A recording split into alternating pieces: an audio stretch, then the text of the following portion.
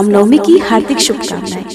हिंदू पंचांग के अनुसार ऐसी मान्यता है कि भगवान श्री राम का जन्म चैत्र मास के शुक्ल पक्ष की नौमी तिथि यानी कि नवरात्रि की नौमी तिथि के दिन हुआ था और भगवान राम का जन्मदिन होने के कारण हिंदू धर्म में नवरात्रि के आखिरी दिन को श्री राम नवमी के रूप में मनाया जाता है।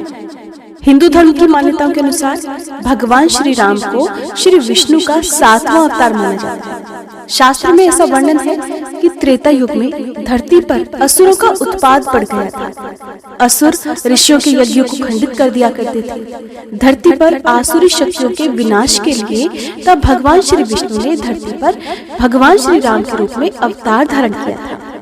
भगवान श्री राम ने धर्म की स्थापना के लिए अपने पूरे जीवन अनेकों कष्टों को सहा और एक आदर्श नायक के रूप में अपने आप को स्थापित किया। इसीलिए उन्हें मर्यादा पुरुषोत्तम श्री राम भी कहा जाता है। कठिन से कठिन परिस्थितियों में भगवान श्री राम ने अपने धर्म का त्याग नहीं किया और न ही अनीति को चुना। वैसे तो रामनवमी को भगवान श्री राम के जन्म दिवस के रूप में मनाया जाता है, लेकिन इस दिन का एक महत्व ये भी है कि अगर व्यक्ति को इस दिन सरयू नदी में स्नान करने का पवित्र अवसर मिल जाए तो उसके भाग्य खुल जाते हैं, उसके जीवन में बहुत सारी खुशियां आती हैं। आज के दिन भगवान श्री राम जी की पूजा करने से सभी कष्टों का अंत होता है। भगवान श्री राम के साथ ही माता सीता और भगवान राम के परम भक्त हनुमान जी का भी दिव्य आशीर्वाद प्राप्त होता है। भगवान राम अपने भक्तों के सभी दुख हर लेते हैं, उन्हें जीवन में सफलता, सुख, समृद्धि और संपन्नता का आशीर्वाद प्रदान करते हैं। रामनवमी की पूजा के लिए प्रातःकाल उठकर स्नान आदि से निवृत्त होकर साफ स्वच्छ वस्त्र धारण करें, भगवान श्री राम का ध्यान करें, उनके नाम का जाप करें। भगवान श्री राम का नाम जाप करते हुए उन्हें स्नान कराएं। उन्हें दूध, दही, शहद, घी और चीनी यानी कि पंचामृत से स्नान कराएं। फिर एक बार साफ स्वच्छ जल से स्नान कराकर नए वस्त्र धारण कराएं, उन्हें चंदन का तिलक लगाएं, यज्ञोपवीत धारण कराएं। साथ ही माता सीता का भी पूजन करें, भगवान श्री राम को पुष्पमाला अर्पित करें, अक्षत और धूप दीप जलाकर फिर पूजन करें। आज के दिन भगवान श्री राम के सामने धूप, दीप, नैवेद्य, फल, सुपारी आदि अर्पित करें। फिर सबसे अंत में आरती उतारें और उन्हें भोग लगाएं। भगवान श्री राम को लगाया हुआ भोग आज के दिन प्रसाद रूप में सभी लोगों में बांटकर खुद भी ग्रहण करना चाहिए और साथ ही आज के दिन की जो सबसे महत्वपूर्ण कथा है वो भी सुनना चाहिए। मान्यता है कि धर्म युद्ध में भगवान श्री राम ने भी असीम शक्ति पाने के लिए देवी दुर्गा की पूजा की थी।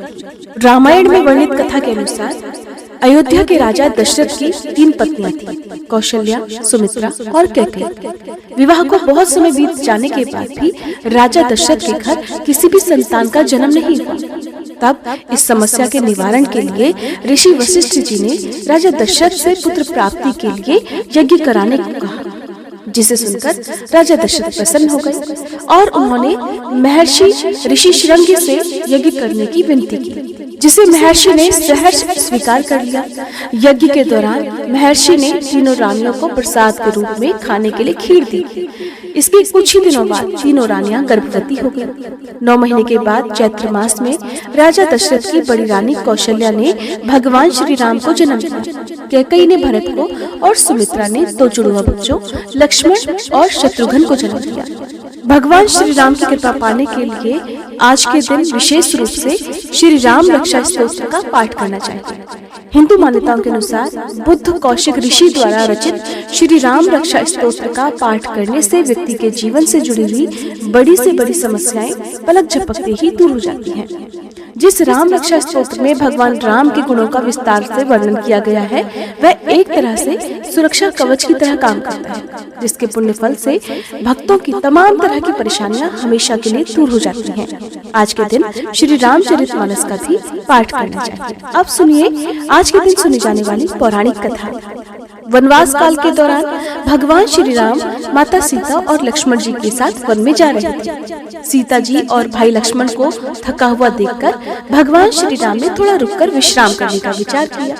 ये सोचकर वे एक बुढ़िया के घर गए। उस समय बुढ़िया सूत काट रही थी। बुढ़िया ने उनकी खूब आवभगत की, बिठाया, स्नान ध्यान करवाकर भोजन करवाया। तब भगवान श्री राम कहने लगे, बूढ़ी माई, पहले मेरा हंस मोती चुगाओ तो मैं भी करूं। बुढ़िया बेचारी के पास मोती कहाँ से आए? जो सूत काट कर गुजारा करती थी, उसके पास मोती भला कहाँ से आएगा? अतिथि को ना कहना भी वो ठीक नहीं समझती थी। बड़ी दुविधा में पड़ गई। इसलिए अपने दिल को मजबूत करके वह बूढ़ी माई राजा के पास पहुंच गई और अंजलि भरकर मोती देने के लिए विनती करने लगी। राजा अचंभे में पड़ गया कि इसके पास खाने को दाने नहीं है और मोती उधार मांग रही है, और ऐसी स्थिति में बुढ़िया से मोती वापस लेने का सवाल ही नहीं उठता। आखिरकार राजा ने अपने नौकरों से कहकर बुढ़िया को मोती दिलवा दिए। अब बुढ़िया बड़ी खुशी खुशी मोती लेकर घर आई, हंस को मोती चुगाए और मेहमानों की आवभगत की। रात भर विश्राम करने के बाद सुबह सवेरे जब भगवान श्री राम जी, सीता जी और लक्ष्मण जी जाने लगे, तब भगवान श्री राम जी ने जाते हुए उसके पानी रखने की जगह पर मोतियों का एक पेड़ लगवा दिया। दिन बीतते गए, पेड़ बड़ा हुआ, बढ़ने लगा, लेकिन बुढ़िया को कुछ भी नहीं पता चला। मोती के पेड़ से जब मोती गिरते तो उसे आस पड़ोस के लोग चुक चुक कर ले जाते। एक दिन जब बुढ़िया उसी पेड़ के नीचे बैठकर सूत काट रही थी, तो झट से उसकी गोद में आकर एक मोती गिर गया। बुढ़िया को तब पता चला कि उसके आंगन में तो मोतियों का पेड़ है। उसने जल्दी से मोती बांधे और उन्हें एक कपड़े में बांधकर वह राजा के किले की ओर बढ़ चली। उसने मोती की वह पोटली राजा के सामने ले जाकर रख दी। इतने सारे मोती देखकर राजा हैरानी में पड़ गया। उसके पूछने पर सीधी सादी बुढ़िया ने राजा को सारी बात बता दी। सुनकर राजा के मन में लालच आ गया। वह बुढ़िया से मोती का पेड़ ही मांगने लगा। तब बुढ़िया ने कहा कि आसपास के सभी लोग ले जाते हैं, राजा जी आप चाहें तो आप भी ले लें, मुझे क्या करना है।